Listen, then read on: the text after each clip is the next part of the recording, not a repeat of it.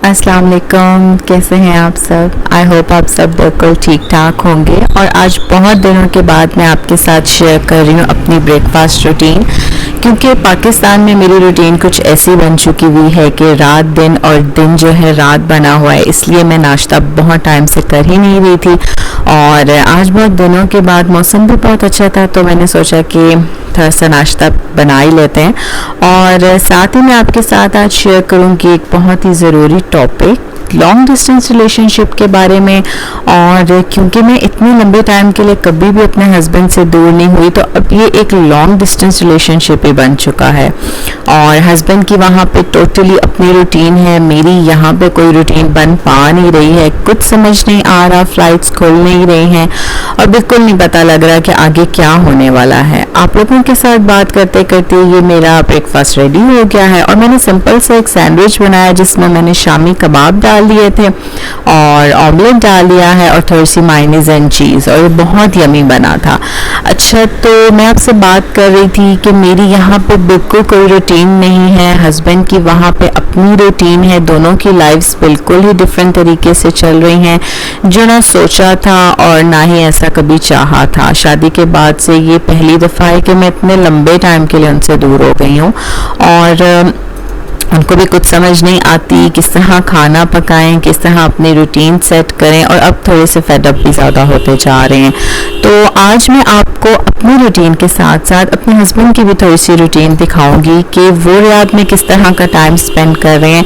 मुझे बहुत से लोग कहते हैं कि तुम्हारे चैनल का नाम तो लाइफस्टाइल इन रियाद है, लेकिन उसमें सब पाकिस्तान ही पाकिस्तान है। तो मुझे लग रहा था फ़्लाइट्स खुल जाएंगी, मैं चली जाऊँगी और ये मैं आइसक्रीम इंजॉय कर रही हूँ अपनी कज़न के साथ। और वो आई हुई थी तो मुझे बहुत दिल किया, ये बचपन से मुझे ये आइसक्रीम बहुत पसंद है वॉल्स की, तो उसके साथ फिर मैं ये इंजॉय कर रही थी।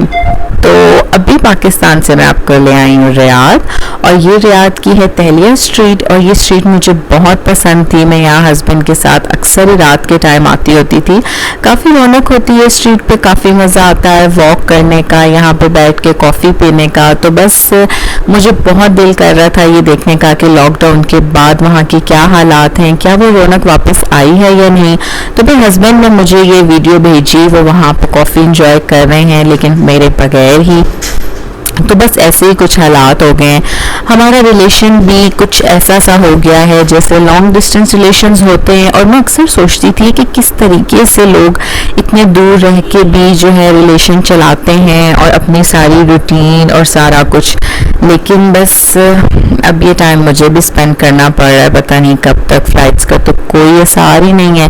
तो ये आप देखें कि यहाँ पे जो है हस्बैंड कॉफ़ी इंजॉय कर रहे हैं डंकिंग की, और मैं जो है डंकिंग डोनट्स के डोनट्स बहुत पसंद करती हूँ। अच्छा, मैं आपको दिखाती हूँ कि हस्बैंड का आज बहुत ज़्यादा दिल कर रहा था बिरयानी खाने का, और वो मेरे हाथ की बिरयानी बहुत ज़्यादा मिस भी कर रहे हैं। लेकिन अभी तो मजबूरी है जी, उन्हें होटल की बिरयानी खानी पड़ेगी। तो यहाँ पे वो आए हैं अपनी बिरयानी के साथ थोड़े से लवाजमात लेने के लिए।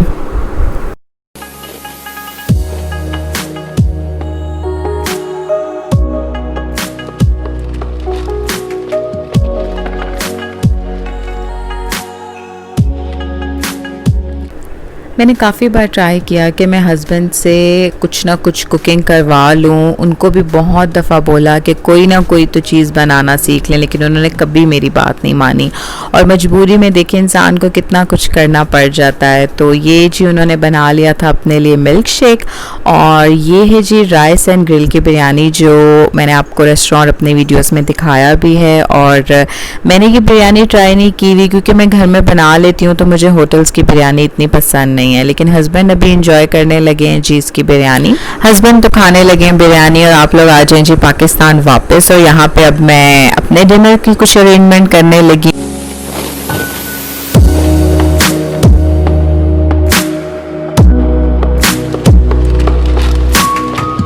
अक्सर ऐसा होता है कि मैं बिरयानी से बहुत ज़्यादा जब फेडअप सी होने लग जाती हूँ कि यार एक ही तरह की बिरयानी, तो फिर मैं उन चावलों को और उस सालन को अलहदा करके खा लेती हूँ। और आज मैं आपको दिखाती हूँ कि किस तरह मैं बना लेती हूँ। और टोटली ये बिरयानी वाला तरीका ही होता है, सिर्फ ये होता है कि सालन और चावल को अलग-अलग करके खाती हूँ। और आप लोग भी इसका ट्राई करके देखिएगा। अगर आपको डिफरेंट चीज़ें ट्राई करने का शौक़ है तो आपको इसमें बहुत अच्छा लगेगा।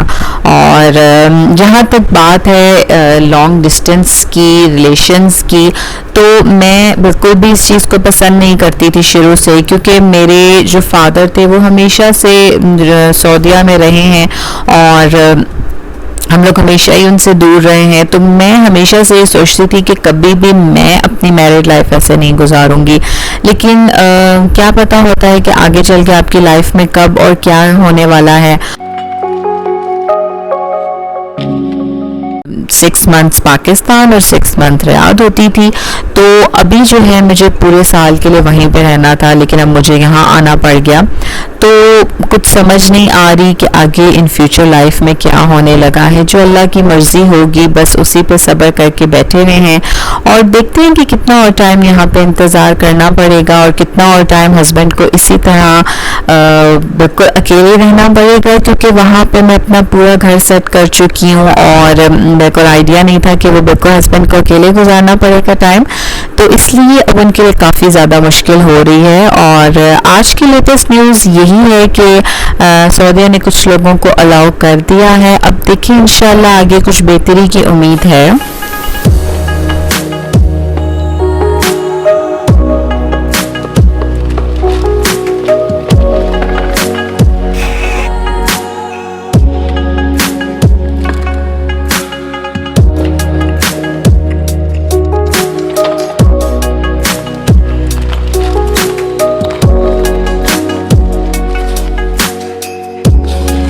और साथ में ऐसे फ्रेंच फ्राइज़ बना लिए हैं और थोड़ा सा मैंगो मिल्क शेक भी बना लिया था हमने। और अभी मैं इंजॉय करती हूँ अपना खाना। आज आपने मेरे और मेरे हस्बैंड दोनों की रूटीन देखी है और आपको कैसा लगा मुझे ज़रूर बताइएगा। और अगर आपको मेरी वीडियो अच्छी लग रही है तो प्लीज़ सब्सक्राइब ज़रूर कीजिएगा और मुझे कमेंट्स में ज़रूर बताइएगा कि आपको कैसी लगती है मेरी वीडियोज़।